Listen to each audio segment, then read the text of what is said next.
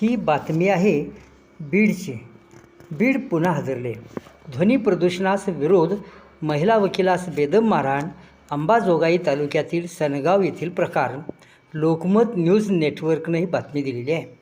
गावच्या मंदिरावरील भोंगा व पिठाच्या गिरणीचा आवाज यामुळे होणारे ध्वनी प्रदूषण रोखण्याची मागणी करणाऱ्या महिलेस बेदम मारहाण करण्यात आली. हा प्रकार 14 एप्रिल रोजी घडला. या प्रकरणी गावच्या सरपंचासह 10 जणांविरोधात गुन्हा नोंद आहे. मारहाणीचे प्रकरण असल्यामुळे आता पोलीस तपास सुरू होईल. त्यातून त्या महिलेला न्याय मिळेल नाही मिळेल काय व्हायचं ते होईल. पण प्रश्न असा आहे की ही वकील महिला आणि गावचे सरपंच नागरिक यांच्यामध्ये हे वांदं का आलं, याला जबाबदार कोण आणि याला जबाबदार आहे प्रशासन. एखाद्या ठिकाणी प्रदूषण होत असेल तर ते शोधण्याचं काम नागरिकांचं आहे काय, तक्रार करण्याचं काम नागरिकांचं आहे काय.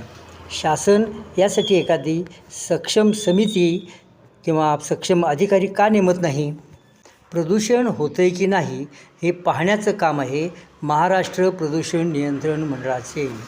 महाराष्ट्र प्रदूषण नियंत्रण मंडळ काम करत नाही आणि मग बाधित नागरिक पोलिसाकडे अर्ज करतात आणि मग त्यातून तुम्ही तक्रार का केली म्हणून मारहाण सुरू होते.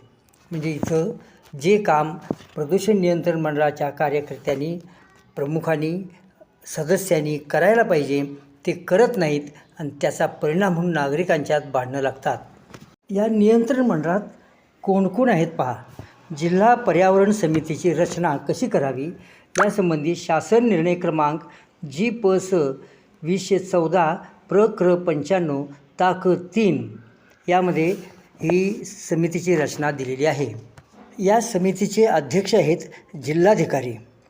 सदस्य पुढीलप्रमाणे आहेत. मुख्य कार्यकारी अधिकारी जिल्हा परिषद, जिल्हा उद्योग अधिकारी, जिल्हा कृषी अधिकारी, जिल्हा आरोग्य अधिकारी, कार्यकारी अभियंता जलसंपदा विभाग, कार्यकारी अभियंता सार्वजनिक बांधकाम, जिल्हा जनसंपर्क व माहिती अधिकारी, जिल्हा वन अधिकारी. त्याशिवाय या अधिकाऱ्यांच्या मदतीसाठी अध्यक्षांनी नामनिर्देशित केलेले पर्यावरण क्षेत्रातील तज्ज्ञ 2 प्रतिनिधी सदस्य असतील. त्याशिवाय अध्यक्षांनी नामनिर्देशित केलेले पर्यावरण क्षेत्रात काम करणाऱ्या जिल्ह्यातील अशासकीय सेवाभावी संस्थेचे 2 प्रतिनिधी असतील. जिल्ह्यातील सर्व आमदार याचे सदस्य असतील आणि प्रादेशिक अधिकारी, महाराष्ट्र प्रदूषण नियंत्रण मंडळ हे सदस्य सचिव असतील. पुढे म्हटलेलं आहे, शासकीय सदस्याव्यतिरिक्त इतर सदस्यांच्या समितीमधील सदस्यत्वाचा कालावधी हा 2 वर्षासाठी असेल.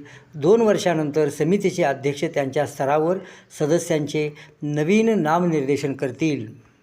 जिल्ह्याचे पालकमंत्री सदर समितीच्या कामाचा आढावा प्रत्येक वर्षी किंवा आवश्यकतेनुसार वेळोवेळी घेतील व गरज भासल्यास समितीस त्यांच्या स्तरावरून मार्गदर्शनसुद्धा करतील. समितीचे कामकाज व कार्यकक्षा यामध्ये या कामाची माहिती दिलेली आहे. हे सर्व काम या मंडळींनी फुकट करायचं नाही आहे. 8व्या कॉलममध्ये म्हटलं आहे, शासकीय सदस्यांना प्रवास भत्ता व दैनिक भत्ता हा महाराष्ट्र शासनाच्या वित्त विभागाने वेळोवेळी निर्गमित केलेल्या आदेशानुसार देय राहील. प्रस्तुत समिती ही जिल्हाधिकारी यांच्या कक्षेतील असल्यामुळे या समितीसंबंधी जो खर्च होईल तो खर्च जिल्हाधिकारी यांना त्यांच्या मंजूर अनुदानातून भागवावा लागेल. त्यामुळे याबाबतच्या खर्चाचे लेखाशीर्ष जिल्हाधिकारी यांच्या आस्थापनेनुसार राहील व त्यासंबंधीची तरतूद जिल्हाधिकारी यांनी करावी. शासनाने एवढे स्पष्ट आदेश दिले असूनसुद्धा या समितीचे सदस्य काही करत नाहीत आणि त्यामुळे नागरिकांच्यामध्ये भांडणं लागतात. नागरिकांच्यामध्ये भांडणं लागण्यास जबाबदारी पूर्णपणे या शासकीय अधिकाऱ्यांची आहे. नागरिकांनीसुद्धा त्यांना काम करण्यासाठी प्रवृत्त करणं आवश्यक आहे.